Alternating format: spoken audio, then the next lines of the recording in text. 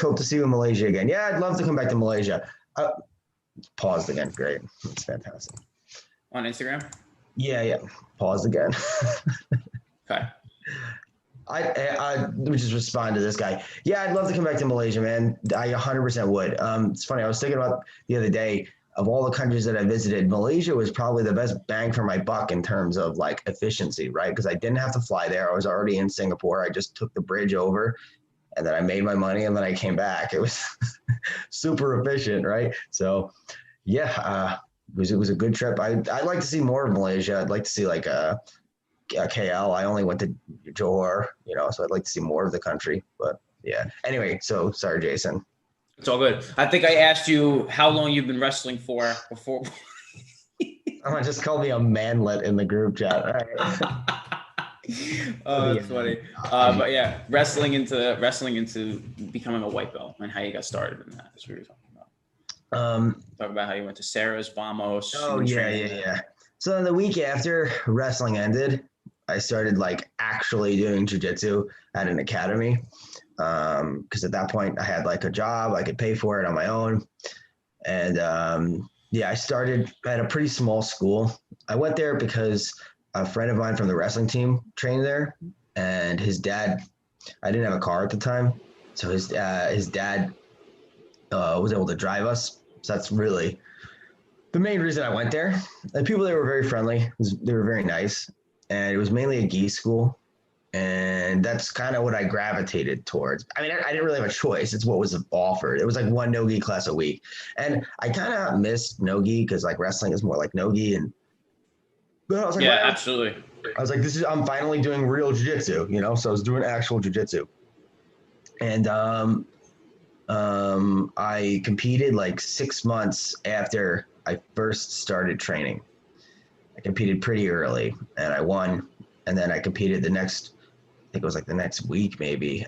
I competed I did 3 tournaments very fast at the 6-month mark. And then my coach at the time gave me a blue belt, like at the 3rd tournament.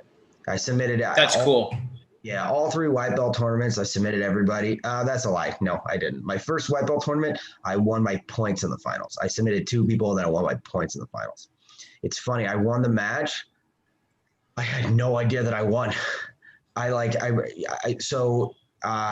In the finals, I wound up getting like a sweep, but I didn't really understand the rule set that well. And I was like, the match ended and I thought I had lost. And then he raised my hand and I was like, what just happened? I was so confused, but I was happy. I have a video of that. You can see how shocked I was. I was like, what? Nice. Yeah. Okay. And I want to ask, what do you think helped you get those wins versus other people who struggle in their beginning tournaments? Do you think it was like a certain technique thing? Do you think you're just like very talented and gifted at the sport? Well, so talent manifests in many ways. I would say that I am talented at jiu-jitsu, but we have to like preface that, right? Like I think people talk about talent in like kind of like unsophisticated ways. I think when people think of talent, they mainly think of like physical talent, right? Which is one way in which talent manifests itself, but there's other forms of talent. So it's kind of it's a pretty undefined word, right? So basically the reason why I had success early on, I think really has to do with one thing. It had to do with the fact that I went in with a clear plan. I went in with a clear plan, and also I didn't waste time ever. Like no stalling. To this day, I'll never start a match. The worst thing you see at jiu-jitsu tournaments, you see this all the fucking time. You see 2 like white or blue belts and they just like push each other on the feet for like 5 minutes, and then somebody falls over and then they the last tournament I was at, this just kept happening and it was so funny because I was just like thinking of you being there like roasting these people. Well, No, not roasting. No, like internally. Like a funny way. But you just see them like they just push each other. No one's like, they're like, oh, I don't want to pull guard. Like, it's like this. It's like, look, if you have very good takedowns, right? Okay, I'm 100% not opposed to you doing that. I'd be an idiot if I said that, right? Takedowns are a big part of grappling, but most people don't. And they just I don't like seeing directionless stupidity. And when people are just pushing each other around and there's no like what's your plan? Okay, how are you planning on taking this guy down? And they don't actually have a plan.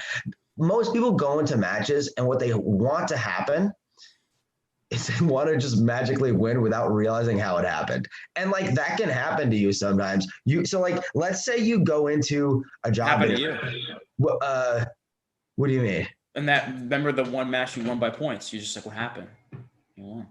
Oh yeah. It did happen in that match. You're totally right. I had a plan. The plan just didn't work in that match. You gotta go back and fix the plan. Yeah, that plan, that time, we can talk about that match specifically in a second, actually. It's a kind of a funny match. But like, so you're right. Yeah, basically, it is what happened there. So like, the trick is just like, imagine you go into a job interview and you like didn't prepare ahead of time, right? Winging it. You're just winging it. And let's say like you can still get the job, right? There's a chance you still get the job. And then you think to yourself, wow, I guess I just am really good at job interviews or something. I don't know, right? Like, and maybe you are. Maybe you're just a super charismatic person, right? So when I was going to do my first ever job interview, I did 100 professional handshakes to practice the handshake for the job interview.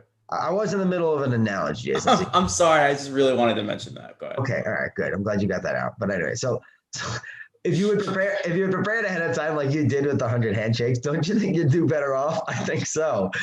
That's the point.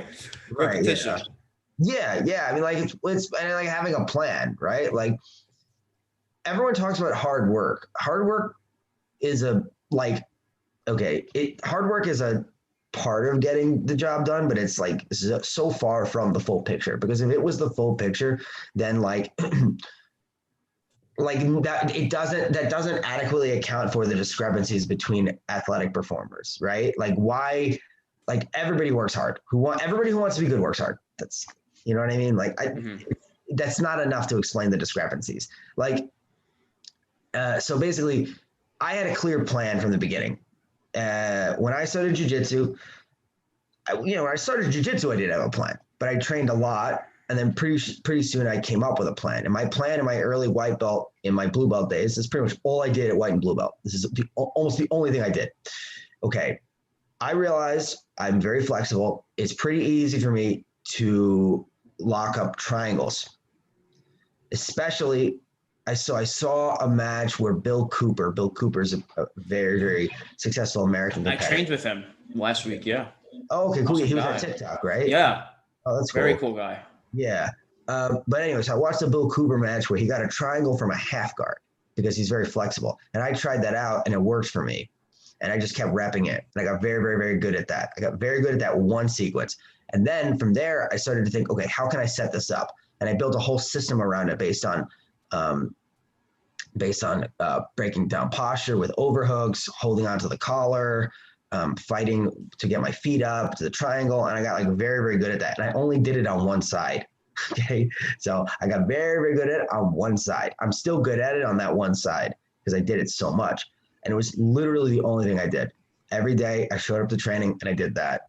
And I did a little bit of arm bars too on the same side. So if the triangle didn't work, they were too high, I would try arm bars. You know, that was like the next step. So I just got really good at this one sequence. And then from there, it was like, how do I get them into the position where I can attempt this? And then I started practicing pulling half guard basically and pulling people into my half guard. And I got like really, really good at that. Like at the white and blue belt level, I was like very good at that. There was one point where my second coach was Vitor Shaolin Ribeiro. I eventually went to his academy in Manhattan because I wanted to get to a higher level. He told me that he thought that I was probably the best blue belt finisher in the world because I was just so good at that one sequence because it's the only thing I did, like literally the only thing I did. And there's a sort of strategy to that, right? Which is like you can be very good at one thing or you can be okay at a bunch of things. What's funny is I actually don't think the approach that I took was right. I don't agree with the approach I took. Now, when I coach athletes, I would discourage them from doing what I did. But there was a purpose to it. It got me early success at the white belt level. And then I got my blue belt pretty early on. If it works for you, why don't you recommend it? Because it's not about working at the white and blue belt level. It's about working at the highest level. I don't care how well an athlete does at the white and blue belt level. That's absolutely meaningless. What matters is winning at the highest level, right? So the question is this: do you want? And this isn't necessarily a trade-off. You don't have to pick one of these two, right? But let's just for a second, let's just say you had to, right?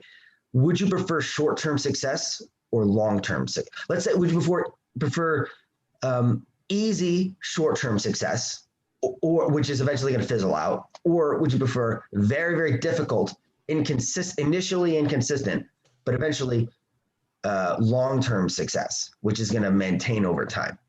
That's the second, right? Or rather, I should say the triangle thing that I did, that was like the first, right? Guys that obsess over leg locks at the purple belt level, like I did, right? Obsessing over leg locks.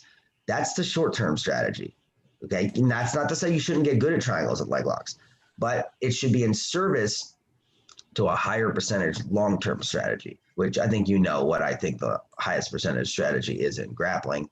But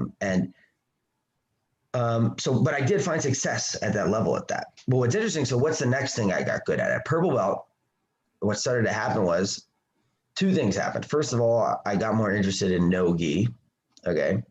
And second of all, people started standing up inside my guard.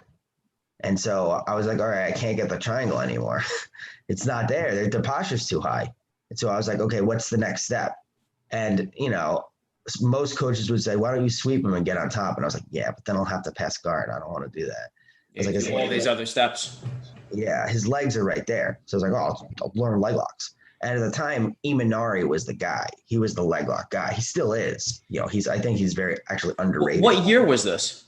It's probably like 2013, 14. That you got your purple? Yeah, I think. Maybe. Something like that. Oh, yeah. Interesting. Yeah, dude, I was a purple for like 7 years. I was a purple for not 7 years, for like 5 years. I was a purple for a long time. Yeah. But I was beating black belts at the purple belt level. You know what I mean? Yeah. Like I submitted like 30 black belts when I was a purple belt. It doesn't mean anything, man. But so anyway, so at the purple belt level, I became Mr. Leg Lock. Like that was when I got into leg locks. And it just came from chaining that, because you would go for the triangle, they would stand up and you're like, okay, I got to go for the legs because they're there. Exactly. I remember at one point a training partner of mine, who you know this guy. I won't say his name, but you know who he is. I'll tell you after the podcast. All right. He said to me, he's like, you're never going to be the leg lock guy. You're always going to be the triangle guy. Look at that now, guys. Look what I've done. He said to me, he was like, you're always going to be known as the triangle guy. And I was like, I don't agree. The switch goes off. You're ready to prove people wrong, man. Well, yeah, it wasn't like I was setting out to prove this guy wrong. It was just that I was like, I wanted to do whatever was going to work, Yeah. And leg locks, because the trouble was, I was like, I can't do triangles if they're standing up. Like, and that's what everybody was doing to me. I was having that problem again and again and again. And so I just want to comment too, that you could have heard that and thought, you know what, you're right. Yeah. And you could have just never done it. If like hypothetical in another universe that you're not as savage that you are.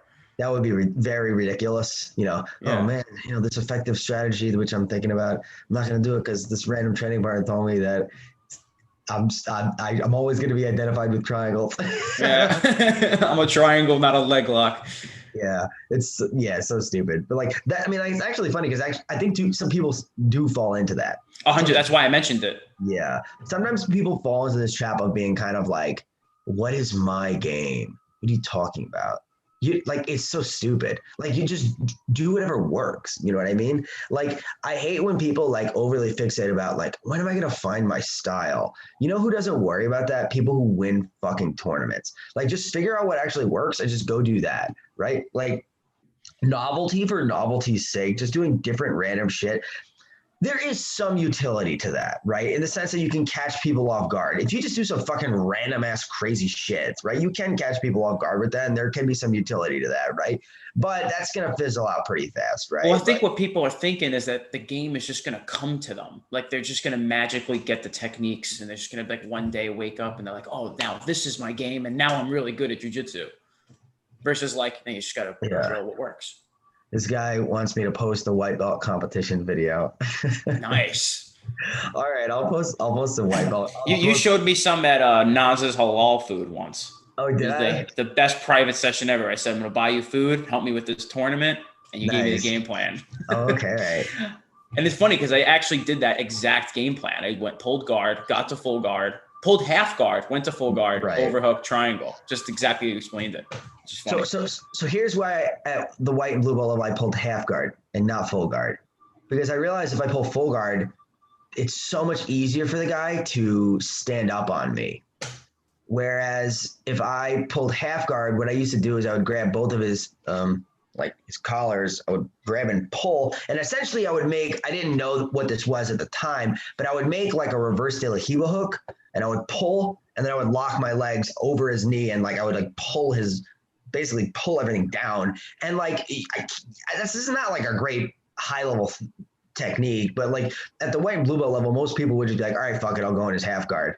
That's what I basically, and then I would play a Z guard, half guard. That was kind of my game. A Z guard, I would try to get an overhook, and then I would go for the triangle. And I did that all the time. But anyways, this guy wants me to post it. I'll post some white belt matches if you guys are curious about that. I have hell yeah. I think I have 3 on my laptop. You're going to start seeing all the white belt tournaments, people pulling guard and trying to go for triangles. Well, it wouldn't be a bad strategy. It works at that level, yeah. So then basically, I got super deep on leg locks. I got so deep on leg locks. I remember at one point, I actually thought to myself, I don't even like jiu-jitsu. I just like leg locks, that's actually how I felt. I was just that's the only thing I was interested in. I wasn't even, if it wasn't for leg locks, I wouldn't have been interested in jiu-jitsu at that point. What do you think was about the leg locks that's different from jiu-jitsu that you liked? Nothing. It was just really that for me, I was in a place in my life where I was very focused on school, and leg locks was kind of this fun side obsession that I had. And it just sort of I like rabbit holes. It was just a deep dive rabbit hole for me to plunge myself into, and I just got super, super into it. And I also liked that it was unexplored territory, and it wasn't widely popularized yet. You know what I mean? So that was appealing to me about it. And so that was basically it. And then, that kind of brings us to today, where nowadays, now I'm a brown belt, for whatever that's worth, right? Ooh. And I think my game is the next thing I added to my game was the back control. And then after that, now I don't want to. Now I want to have a fully well-developed and well-rounded game. That's my ideal nowadays. So I think at the early stages, gimmicks can lead to you can have a lot of success with gimmicks. You know what I mean? Mm-hmm. Be very, very successful with that. But in the long run, what's going to work out, and this might sound very stupid, but it's the truth, is just having good jiu-jitsu. There's no shortcut. You know what I mean? In the long run, there's no shortcut. In the short term, there are shortcuts. You can just do things you can get good at some obscure thing. If you have a nasty move at the white and blue belt level, you're just fucking good at that move, but you're dog shit at everything else. You will fuck people up, right? So here's the trick. As a coach, I want people to focus mostly on the long term, but I'm not opposed to them also putting in time into something which will just allow them to fuck people up at the lower levels as well. There's nothing wrong with that. You know what I mean? As long as you are also spending most of your time on developing well-rounded jiu-jitsu. So for instance, Steve, when I used to coach Steve, our buddy Steve, right? He was nasty with ankle locks, nasty with them, just very, very good. Do I think ankle locks are going to work at the highest level? No, absolutely not. Complete waste of time. But he was having a ton of success at early tournaments with it. Okay, I'm not going to discourage that. I just don't want you to only focus on that, right? Mm-hmm. So if I ever have a mistake I think people make is they go, oh, okay, at the white and blue belt level, I'll teach them ankle locks. Maybe when they get to purple or brown, I'll teach them heel hooks. these are completely different moves on a mechanical level. You have to teach. So different. Yeah. Learning how to do an ankle lock is not going to teach you anything about how to do a heel hook. They're completely different. Mm-hmm. So you need to learn, if you want to learn how to do a heel hook, you have to learn how to do a heel hook. That's all there is to it. So, you know, I will teach early white belts heel hooks. You know what I mean? And thank you, Rob. But like, I think I was like a year in. Yeah. Hell yeah. Started getting heel hooks. I'll teach people heel hooks on day one. I don't fucking care. You know what I mean? Do you remember that one kid? What was his name? Blaze. Yes, I love that. I cannot forget that. We were gonna try to. You were gonna try to get this kid really good at 50-50 in like his first 2 months of training. Yeah, he was just like a funny kid, and like my goal was just to get this kid Blaze. Like, I didn't want to teach him anything but 50-50 as like an experiment to see like, can I create like a Polyares type figure in this kid. God bless him, but it didn't work. It didn't work. No, it didn't work. That's my a good time. My feelings as a coach, which I think led to that not working. But yeah, focus on 50-50 for white belts. Yeah, but so anyway, that's basically the general development of like my strategic thoughts about competitive grappling from like white belt to now. Yeah. It's really interesting. I heard you're getting into bodybuilding and powerlifting now. You're going to do jiu-jitsu. Wouldn't say bodybuilding, no. I wouldn't even say powerlifting per se. I'd say more strength training. Yeah, I was definitely exaggerating it for a joke. So tell me about the strength training though, because I think it's sick that you're doing it more consistently now. Yeah. I think that, well, the way I viewed jiu-jitsu for a long time was kind of like a purely strategic thing, right? I looked at it as a very strategic thing, and technique as being like, you know, the moves you make to perform your strategy, right? But it's not just that, because there's a physical component to it. If I go into a race and I've got a shitty car, doesn't matter how good a driver I am, probably not going to win the race. I've been trying to win races with a very shitty car, and I don't want to be driving a shitty car anymore. My car is kind of shitty. It's a little beat up. There's some pieces missing. You know, it's kind of a fucking hunk of shit for the most part, to be honest. But I'm trying to spilling oil. Yeah, spilling oil. Yeah, I'm trying to have my car be less of a hunk of shit. That's how I would describe my approach to strengthening. And also, I'm not gonna lie, I think it's actually very fucking fun. I think it's very fun because it's endorphin rush. Yeah, and it's also like it feels like healthier than jiu-jitsu, because like jiu-jitsu is like one of the things I love when people talk about jiu-jitsu. They're like, it's one of the best workouts for your body. It saved me. Well, hold on. I thought that was the route you were going. No, I took it way over. No, but that's ridiculous in its own way. But like, I mean, the thing is like, okay, I don't want to say that because I think it can have great. Okay, it's definitely helped me out. Yeah, 100%. Let's take one step at a time. Yeah. So like, look. I think jiu-jitsu can be really bad for your body. Okay. And I also think that strength training seems to cover some of the weaknesses that jiu-jitsu doesn't have, right? So for instance, like it compensates for it in a sense. You know what I mean? Go on. I don't know what else to say. It's just like, you know, what jiu-jitsu lacks, I think strength training has.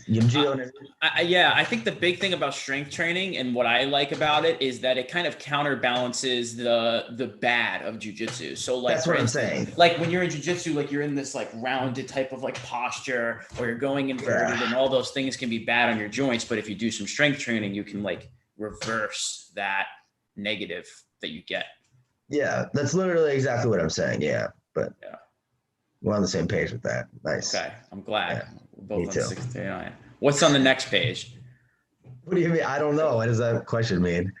Oh, if there was anything else that you kind of wanted to talk about as far as your journey and also with strength training too. Like, do you see yourself like continuing to do that?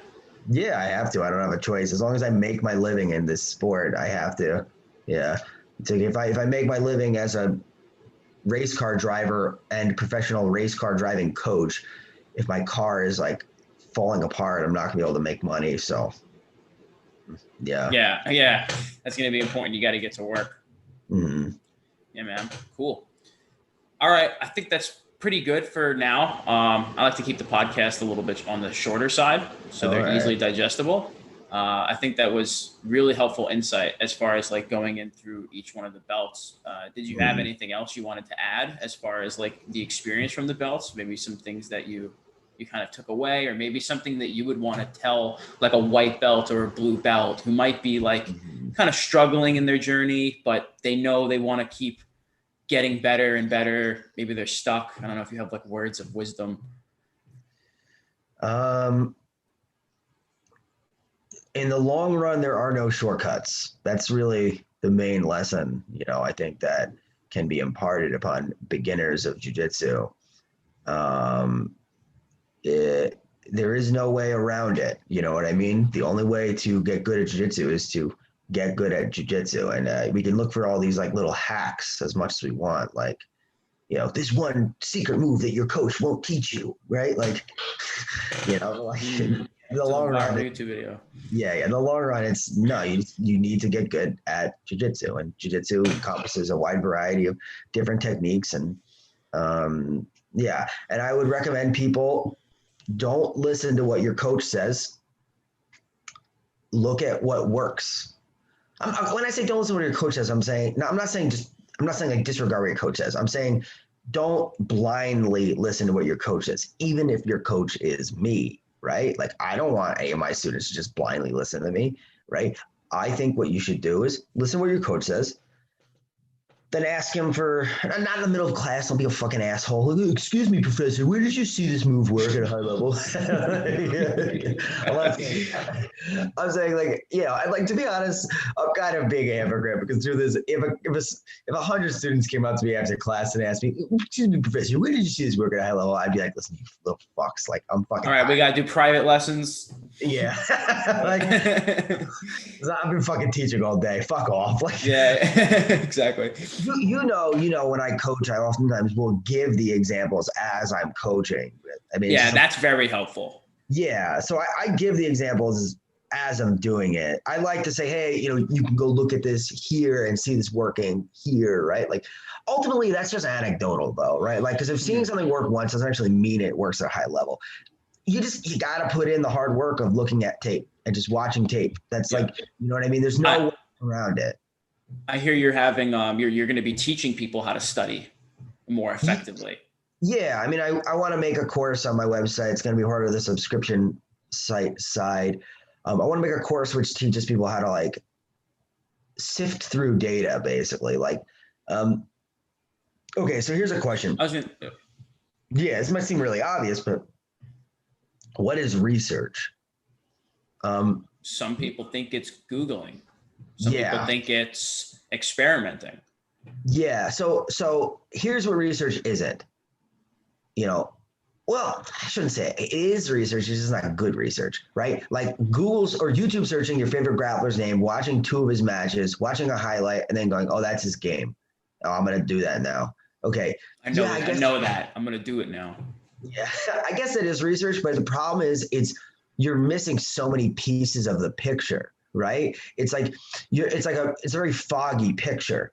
You want as complete a picture as is possible. And the only way to do that is with organization and rigor. And the only way to do that is to have a system for curating, for accessing and curating data. Now, in the course that I'm going to make, I'm going to provide a lot of like practical advice for how to do this in jiu-jitsu itself, because like there's different ways you got to like look to gain access to this information, like different sources, you got to buy it, and then how do you organize it in a way that's going to help you actually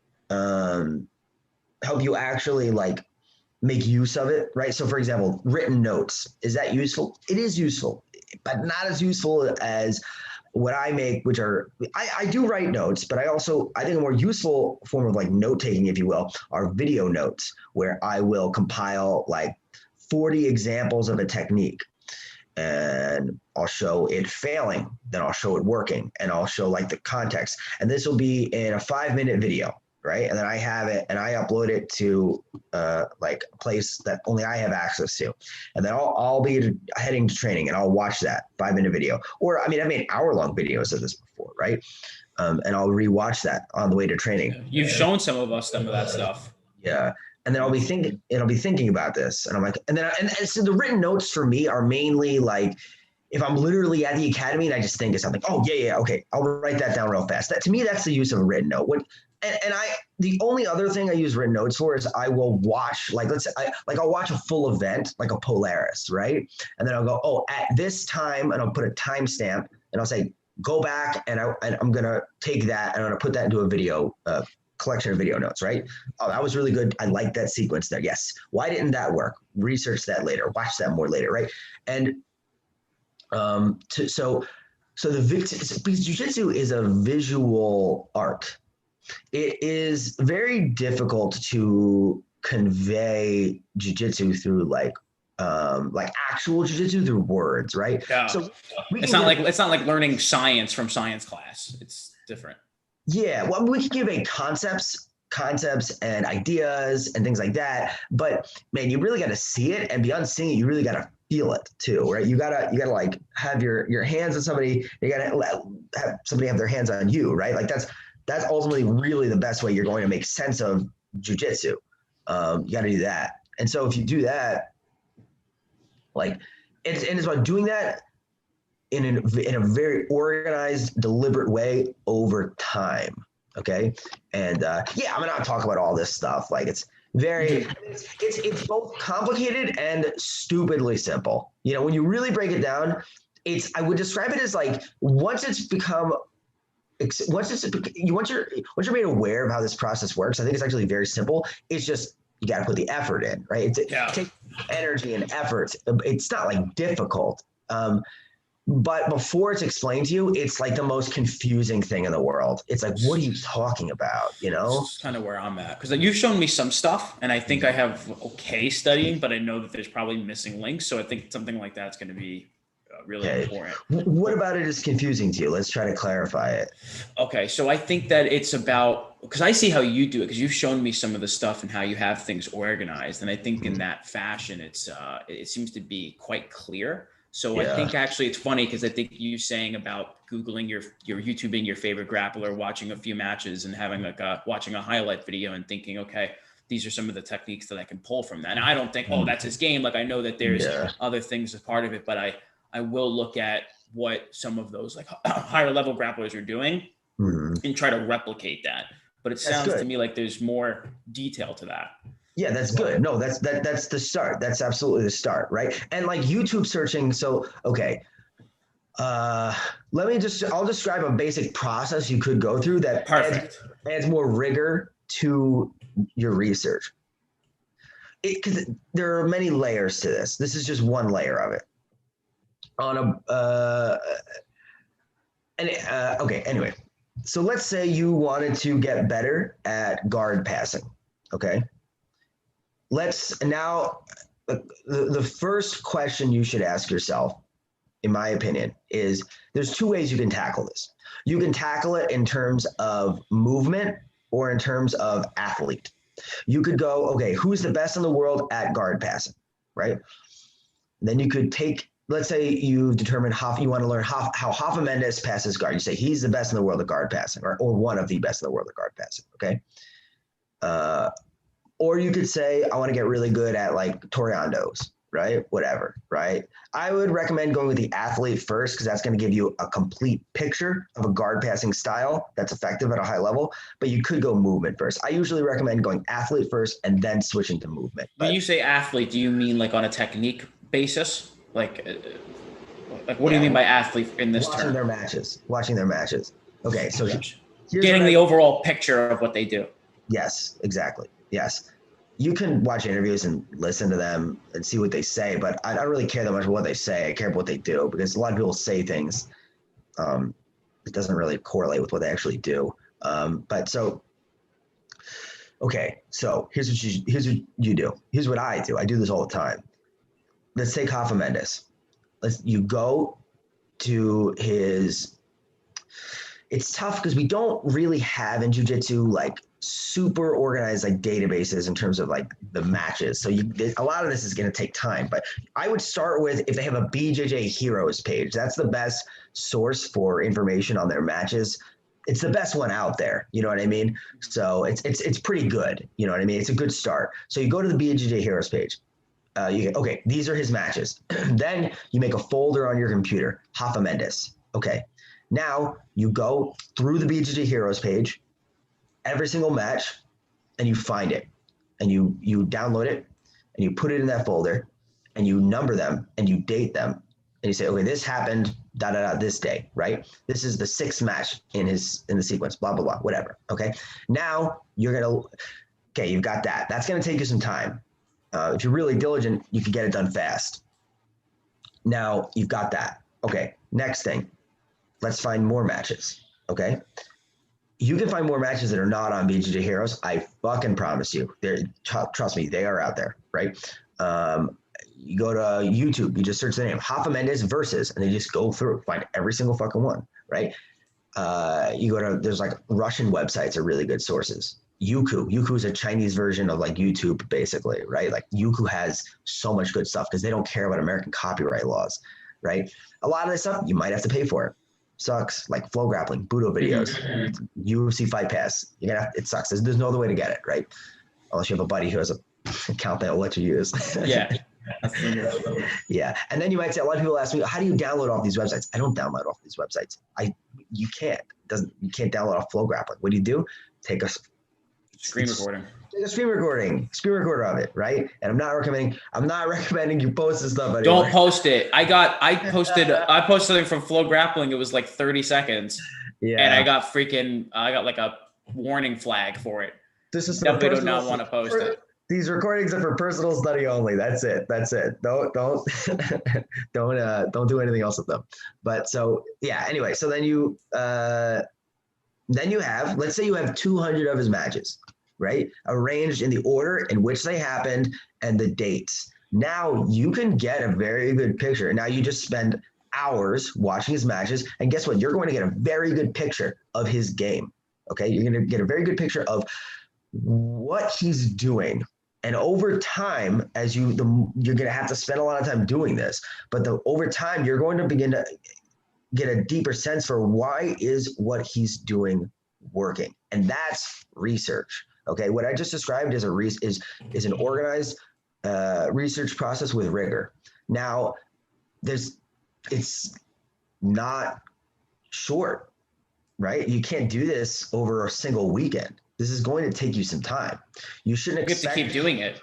Yeah, you have to keep doing it. And it will not be a brief process. It will never be. That's why, so when I was at Queens College and I was studying philosophy, I had a professor who I was really close to, and she told me, she said, in your lifetime, you will only truly understand one philosophical topic ever, because it's just too complicated.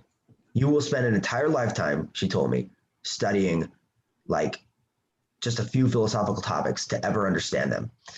And, at the time I was getting really, really deep into certain areas of American pragmatism and Wittgenstein.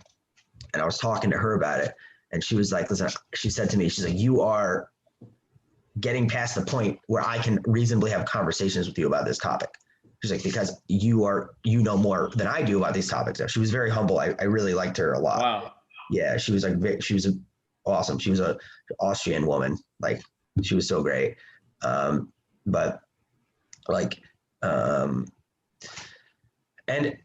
it's like that to some extent in jiu-jitsu too. There's just so much information out there, man. If you really if you really want to understand it, it's going to take you some time. But here's the trick. There's no shortcut. If you want to understand it, you got it. This process I'm describing will lead you to really understanding these topics, in a way that no one can bullshit you. Nobody can a lot of people will tell you stuff because they want to sell you stuff, right? this doesn't work. Do this instead. It's always conveniently what they do is what actually works. Yeah, that's the thing. That's the best thing. They are the one that found the magic Chinese secrets. Exactly. There you go. Yes. Right. Like, so on YouTube, you see these stupid ads for like I'm sure you get these all the time. It's funny. You ever get these pop-up ads with the guys like, listen, you're running on a treadmill, you're not losing weight. Why is that no weight? V-Shred? Yeah. V-Shred is like the meme of the fitness industry. He gets like roasted. There was this guy back when I was first getting into fitness. It was his name was Six Pack Shortcuts. And his thing was literally, he was the Chinese guy and he was like pretty built. And he was like the #1 Chinese mystery secret for fat loss. And it literally got like 10 million views. Dude was like banking on like his like 6-pack shortcut 6-week ad program that was like $197. And it was just flying off the shelf. Yeah. So it's like what I'm selling is not as sexy as that. What I'm selling is, listen, if you work really hard, click off. I want the shortcut. Yeah, I want the shortcut, right? Like, because there's in a sense, what I'm recommending is a shortcut, if you will. Because here's the thing, this is a like sort of a philosophy that I live by. There's a Navy SEAL maxim. Okay, Jocko Willink talks about this all the time, I think, right? He says like, fast is slow and slow is fast. What does that mean? Let's say you're trying to learn about something, right? Anything, right? And you engage in this process, this organized research process with rigor that I've described, okay? Which, by the way, I've only described like one facet of it. It goes way deeper than what I described. That's kind of like one part of it, right? This is just like surface level. Well, I wouldn't say surface level because I just described it as a big part of it, but it's just a part of it. It's much more in depth than that. But like, okay, so basically, that is like the slow way, but it's actually going to get you there. Imagine you spend 10 years doing that. You are now, after 10 years, a fucking expert, okay? Now, imagine you spend 10 years trying to do that Chinese elixir secret bullshit, right? You spend 10 years being like, 10 years just doing unorganized or disorganized random stuff, right? There's no real plan. There's no intention. There's no intention, right? You're just sort of doing stuff. You're like trying to find shortcuts. Okay, after 10 years of trying to find shortcuts, you didn't really get anywhere. So you're not there yet. So in a sense, going the slow route is faster because it gets you there. Whereas going the disorganized fast route doesn't actually get you anywhere. You know what I mean? And here's the thing. Someone might say to themselves, listen, my coach does not engage in research, and he is a 5-time world champion at the black belt level. Okay, yes. But for every single one of you, the people who did what your coach did, there's also 75,000 people who didn't succeed like that. There are people out there that don't need to listen to what I'm saying and are just very naturally intuitive and pick shit up on their own. And they don't need to do what I'm describing. Okay. Yeah, they're outliers. Yeah, they're outliers. Here's the trick. You can roll the dice and be like, well, I hope I'm a magical genius. Okay. Yeah, whatever the cards you picked up, whatever the cards you've been dealt, you got to work with it. Exactly. If you want to take that gamble, right? Ultimately, it's all a gamble, right? There's no way to guarantee success. But what I'm describing, I think, is a way to improve your chances, right? It's a way to stack the deck in your favor, right? What I'm describing ultimately is an organized process of attaining and making use of information. And information, so it's actually an interesting question. What is the definition of information? Well, the best definition I've ever heard is information is the resolution of uncertainty. So what it means to say that you are good at gaining and making use of information is that you're trying to clear the fog of the future, so to speak. You're trying to look, at the end of the day, you'll never 100% know what's going to happen. Okay. If you did, you'd be God. But getting good at making use of information, what it will help you do is clear things up a little bit. Do you want a 1 in a billion chance, or do you want a 1 in 1,000 chance? Well, the 1 in 1,000 sounds better to me, you know? So if I helps obtain that clarity that is very much needed in order to perform well. Yeah, well, I mean, like I'm saying is you could just fucking wing it and it could work, you know? I'm sure people have done that, you know? But you'll improve your chances by engaging in organized research. It's not going to hurt. right? If it's not going to hurt, why not do it? Laziness, that's not a good excuse. You know what I mean? That's definitely a big part of There a lot are of good people's excuses. problems. Yeah, there are good excuses. I don't give that much of a shit. Okay, that's fair. Yeah, if you don't care, go do something that you love, like. Yeah. Well, like if somebody says, oh, jujitsu is just a hobby for me and I don't want to have to engage in all this research and stuff. That's fine. Yeah, I get it. You know what I mean? Like, I like very casually play like a few video games. I mean, not that much, but sometimes, right? Yeah. So am I going to engage in that level of like systematic rigor with these? Like I played, like I used to play StarCraft when I was a kid. I still have StarCraft on my computer, and every once in a while I'll boot it up and play a game or something, right? Like I suck at StarCraft, right? There's people that are fucking professional StarCraft players that absolutely annihilate me, right? Like, does that mean I should never play StarCraft for fun? No, of course not. That's stupid.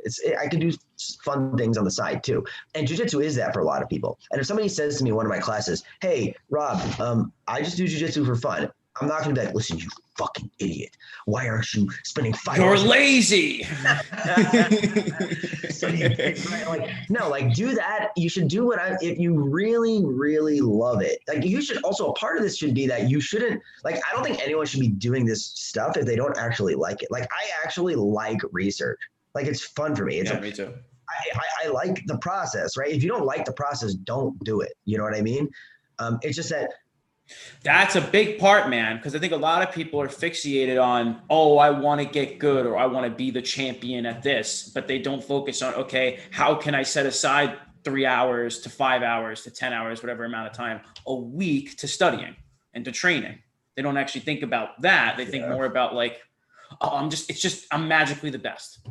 Yeah, I mean, and the trouble is like, if you're doing jiu-jitsu because you want to be the best in the world, I don't think that's a good reason to do it, because what do you get if you're the best in the world? Like, not really anything. You know what I mean? It's like, if you're the best in the world at, like, let's say you said to me, like, listen, I want to be the best in the world at, like, I don't know, stock trading or something, because like I want to get fucking super rich. Okay, that's a good reason to do that. But like, guess what? That's not going to happen if you do jiu-jitsu. What's going to happen if you do jiu-jitsu? If you become the best in the world at jiu-jitsu, what's going to happen is you're going to get the opportunity to teach jiu-jitsu for a living, which if you don't like jiu-jitsu, why did you do that? Yeah, if you don't like teaching, there's some people that are just like really good at jiu-jitsu, but they have a poor way of explaining things, and they're not able to actually connect with people on a level where you can actually have them do actionable steps. Yeah, but like, I mean, you can make a living teaching jiu-jitsu and not be good at teaching jiu-jitsu. That's most jiu-jitsu instructors, and that's fine.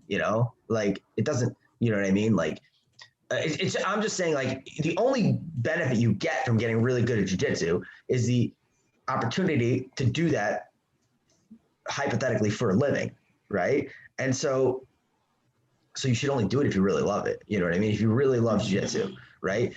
Yeah, and so which is why I think most people do it.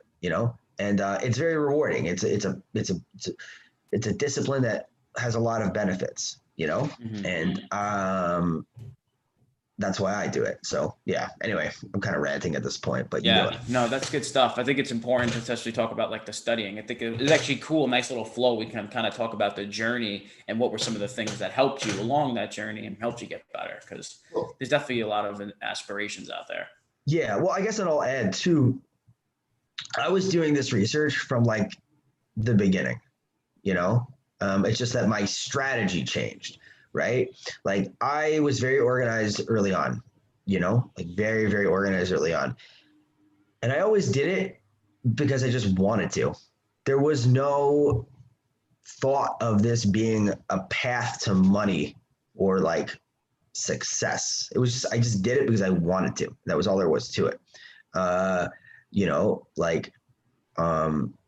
was one point where I remember I was talking to a friend of mine, and I was like, yeah, I'm just going to become a philosophy professor, but I'm going to also spend a lot of time doing jiu-jitsu research because I like it, And he was like, you could make a living teaching jiu-jitsu. And I was like, yeah. I was like, I don't really want to. Like, but I've talked about that on other podcasts. I don't need to rehash that. But the point of getting at is that, like, I liked actually doing it. So like if anyone listens to the process of like when I say all this stuff about research and stuff, and anyone listens to this and goes, man, that sounds awful. Okay, it might be, you know what I mean? So then don't do it. But just know that there are major benefits to it. And also, and I think people would be surprised how much you'd like it when you start doing it. How much, you know what I mean? Like how much the process is really rewarding. You know, because then you're going to go into the jiu-jitsu room again, and after at least a few weeks of doing it, you're going to see that one little thing that happened during a live roll that you watched during a match, and you're like, holy shit, you had a little light bulb, a breakthrough moment, and that gets you hooked. Yeah, exactly. So you literally just took the words out of my mouth. Exactly. Like that is the eureka moments where like, fuck, oh, that's so interesting. That's why that works. Oh, there you go. Right. Like you figure those little things out here and there. When you have those insights, it's like, oh man, that's good stuff. That's a spicy meatball, right there. I had one of that yesterday, and I was just like, I had a heel hook on a purple belt who always taps me, and I finally caught him in it, like legitimately caught him in it. Yeah. And I was just like, he was just like, yo, good stuff, man. And I was just like, yo, thank you. And then he like fucked me up after that because he turned it up a notch. What's his name? You want to call him out? Jeff Sanders. No, don't do that. No, he's a cool guy. He's funny. Okay. He's a good guy. No, we like trained together at different gyms and stuff. So he's a cool guy. Yeah, he's chill. Yeah. He's chill. Yeah, he's watching right now. He heard you say that. Now he's coming. Now he's gonna be like, yo, come on. No, I'll kid around. Yeah. No, but yeah, those breakthrough moments, they're fun too. And and I think that's the cool thing about jiu-jitsu is the as sometimes people be like, oh, it sounds gay, but like the community aspect and like you make community aspect's great. Yeah, it's great. Depending on who the community is, but I think especially as an adult, it's very difficult to like make friends. And I see a lot of people who are just kind of following the route of like, oh, I like went to school and I got like this office job, and then they get kind of like lonely and stuff. I think jiu-jitsu is fun in that factor of like, I can go and geek out about some technique, and then I can go and talk about it with like Max, and we could be like, oh yeah, that way, and then we can like drill it together. Like that whole sequence is fun, and like we're getting some exercise in, we're improving our thought process. It's a good habit to do. Are you doing okay, Jason? Are you calling out for help right now? Do I need to? Yeah, I need help. I need a lot of help. No, I'm okay. No, I'm very happy. Myrtle Beach is awesome. Okay, good. I'm glad. I actually completely agree that I think that that's a major component to it too. And I think that's what draws a lot of people in as well. You know, like, it's like gives people something to do together basically. Mm-hmm. Yeah. But anyway, so anything else you want to talk about before I head out? No, man, I love how I was like, I'm going to end it here. And then we went on for another half hour. I really enjoyed that. That was great. Yeah. That was some good insight, especially with the studying aspect too. So people found that helpful, and I found that very helpful as well. I think they will too. Yeah. Yeah. Right. So that's it from me. Thanks a lot, man. I appreciate it. Likewise. Yes. All right.